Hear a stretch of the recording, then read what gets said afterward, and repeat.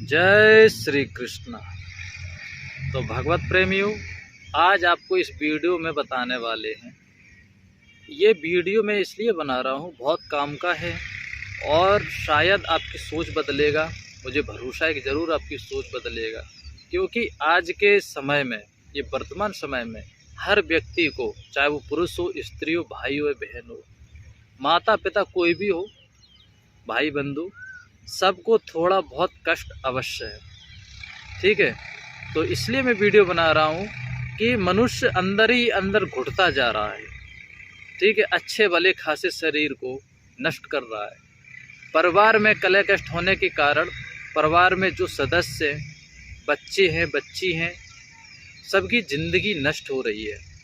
किस कारण? दुख के कारण। तो मैं उनके लिए बताना चाहूँगा। आज आपको एक उपाय बताने वाला हूँ, जिस उपाय से आपका और आपके परिवार का कष्ट बहुत कम होगा। देखिए, मैं ईश्वर तो नहीं हूँ, लेकिन भगवान का एक छोटा सा तुच्छ भक्त हूँ। जैसी मुझे साधना आती है, जो भगवान की भक्ति जैसी मैं कर पाता हूँ करता हूँ, और अपनी भक्ति के अनुसार जो मुझे लाभ प्राप्त हुए हैं, जो मुझे सुख प्राप्त हुआ है, वो मैं आपसे अपना शेयर कर रहा हूँ, ताकि आप भी सुख प्राप्त कर सकें।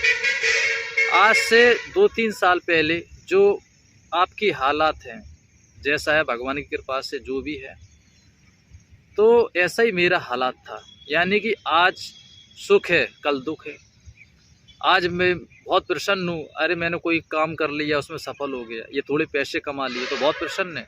और कल किसी कारण बस मुझे कोई दुविधा हो गई, मुझे कोई कष्ट हो गया, ठीक है, शारीरिक पीड़ा हो गई, या घर में कोई कलह कष्ट हो गया, या मेरा धन पैसे जो मेरे पास है वो गुम हो गए, चोरी हो गए, तो मुझे दुख हुआ। यानी कि आज मैं बहुत प्रसन्न था और 24 घंटे नहीं हुआ मैं दुखी हो गया, उससे ज़्यादा दुखी हो गया। ये जो दुख का जो कारण है, तो वो मैं आपको बताने वाला हूँ। तो आपसे निवेदन है कि वीडियो को पूरा देखें, लाइक करें, शेयर करें, और हमारे यूट्यूब चैनल को सब्सक्राइब ज़रूर कर लें, घंटी वाले बटन को ऑल कर लें, ताकि हम जब भी कोई धार्मिक वीडियो अपलोड करें आप तक पहुंच जाए।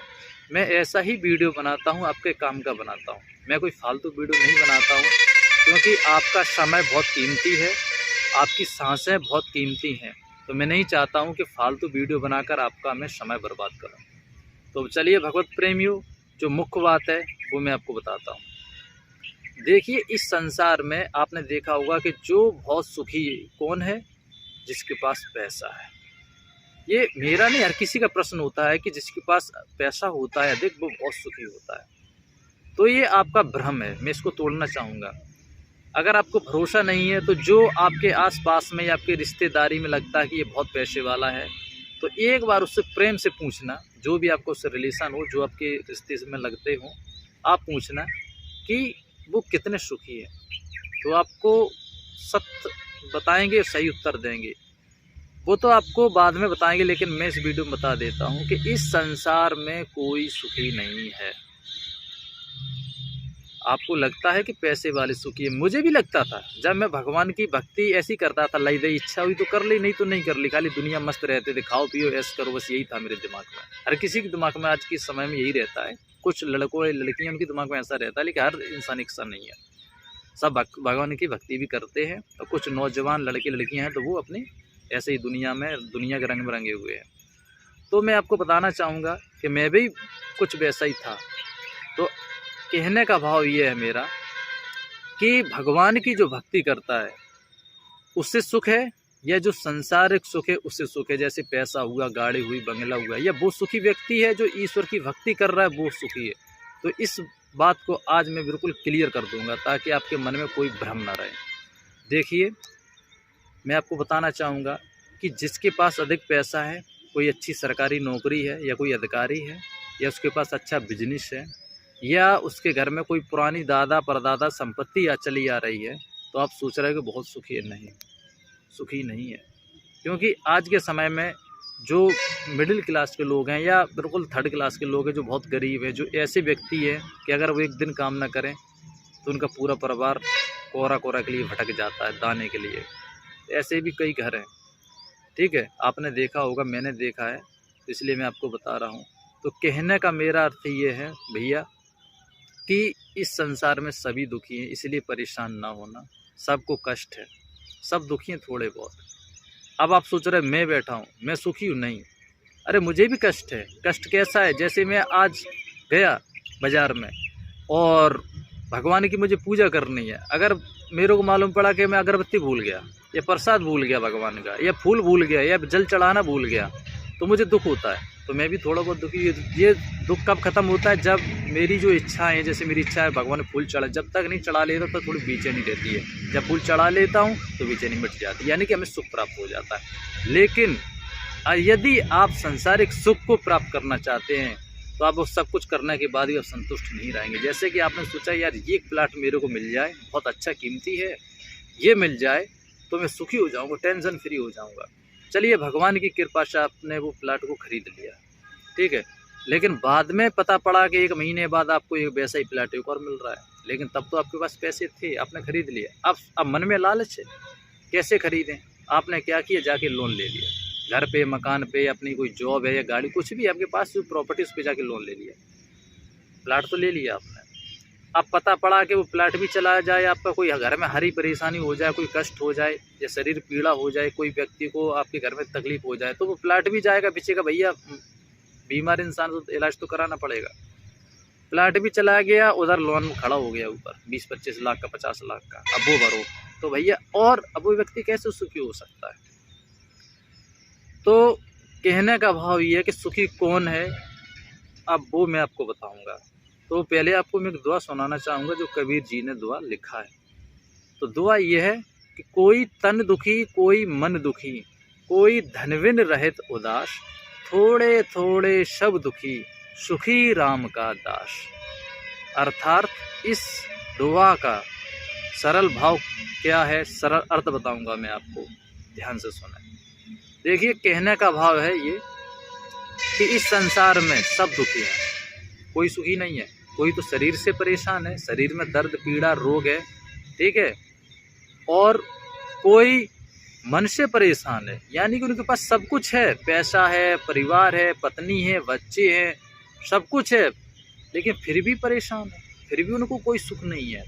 ठीक इसी प्रकार कोई धन से परेशान है, जैसे गरीब व्यक्ति, मान लीजिए उसके 2-3 बेटियां हैं शादी के योग्य, ठीक है, नौजवान है, बच्चे भी छोटे छोटे, और जो घर का सदस्य मुखिया है वो उसकी उम्र ज़्यादा है, 50-55 साल हो चुकी है, बेटी भी शादी के योग्य है, तो वह चिंता में घुरता जा रहा है बेचारा, क्या करे। और इधर दहेज तो भाई सत्तम पे चल रहा है। कोई आज के समय में बिना दहेज की बात ही नहीं करता। अरे थोड़ा बहुत ले ले तो बात अलग है, लाखों की बात हो जाती, 5-5, 6-6, 10-10 लाख में शादियाँ होती है मिडिल क्लास में। और जो व्यक्ति के लिए सही से खाने को नहीं है और बेटियां हैं शादी के लिए, वो बेचारा क्या करे? वो तो रात दिन ईश्वर को पुकार रहा है, बल्कि आत्महत्या करने की सोचता है, पर ऐसे नहीं। तो मैं आपको बताना चाहूँगा कि सुखी कौन है।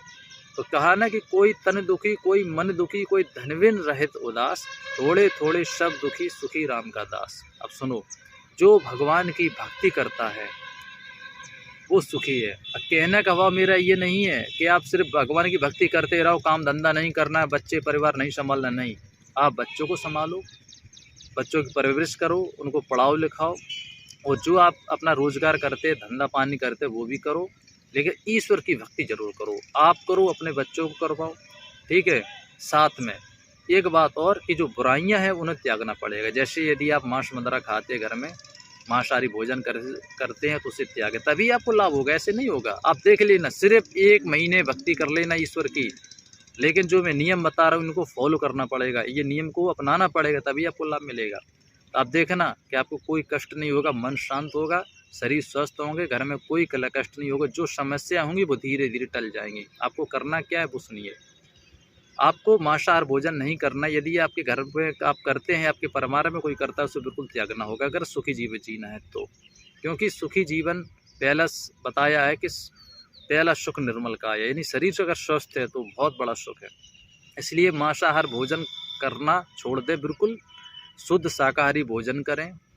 और दूसरा नियम ये है कि आप कोई 420 का काम नहीं करेंगे, अपना ईमानदारी मेहनत का कमाएंगे। यदि आपके पास किसी के 10 रुपये अगर आ जाते हैं भूल चूक से, या आपको कहीं किसी के देख लिया कि किसी के रुपए गिर पड़े, आपने देख लिया, चाहे वो 1 रुपये हो, चाहे वो 1 करोड़ हो या 1 लाख हो, आपने देख लिया कि मेरा तो है नहीं, सामने वाले व्यक्ति का, तो उसको लौटा दो। बेईमानी नहीं करनी, नीयत खराब नहीं करनी, मन में लालच नहीं होना चाहिए। तीसरा नियम ये है कि आप ईश्वर में भरोसा करें, ईश्वर की भक्ति करें, तभी आपको लाभ होगा। और चौथा ये है कि कोई आपको किसी प्रकार का कुकर्म नहीं करना है। कुकर्म कहें तो 2 नंबर का धंधा नहीं करना है, ठीक है। पराई बहन बेटी को अपनी बहन बेटी समझना है, किसी के साथ बुरा व्यवहार नहीं करना है, ईमानदारी से रहना है। कोई गरीब है तो उसको धक्कार नहीं करना है, उसका अपमान नहीं करना है, ठीक है। क्योंकि हम सब एक परमात्मा के बच्चे हैं, एक मालिक की संतान है। परमात्मा किस रूप में आ जाए ये कोई नहीं जानता, इसलिए हमें किसी का अपमान नहीं करना है, चाहे वो जाति का हो या प्रजात का हो, ठीक है, चाहे वो अमीर हो या गरीब हो, हमें सबका सम्मान करना है। ये नियम है, इनको आपको मानना पड़ेगा। और यदि आपको कोई साधु संत मिल जाए तो उसको आप भजन सुने, उनके सत्संग में जाएं, सत्संग सुने। सत्संग से ही पाप कटते हैं, ये बात याद रखना। आप कोई साधु संत अच्छे हो वहाँ जाएं, भजन सुने, उनके सत्संग में जाएं, सत्संग सुने, उससे आपके पाप कटेंगे। और जो एक नियम और मैं आपको खास बता रहा हूँ, ये नियम को आपको बहुत ज़रूरी सुनना है और इसको फॉलो ज़रूर करना है, इसको मानना ही मानना हर हालत में। नियम ये है कि आप प्रत्येक दिन या तो आप श्रीमद् भगवत गीता का पाठ करें, ठीक है, या आप श्री रामचरितमानस है जो रामायण है उसका पाठ करें। क्योंकि शास्त्रों में लिखा है, भगवान राम ने भी कहा है कि जो मेरी कथा को सुनता है या सुनाता है या एक अध्याय भी पढ़ता है उसके पाप मुक्त हो जाते हैं। ये भगवान कृष्ण ने गीता में भी कहा है कि जो गीता का आधा अध्याय पढ़ता है, सुनता है या सुनाता है, उसके सभी पापों से मुक्त हो जाता है और सर्व सुख को प्राप्त होता है। तो ये था वीडियो, अगर अच्छा लगा हो तो लाइक करें, शेयर करें और कमेंट में जय श्री कृष्ण अवश्य लिखना। जय श्री कृष्ण।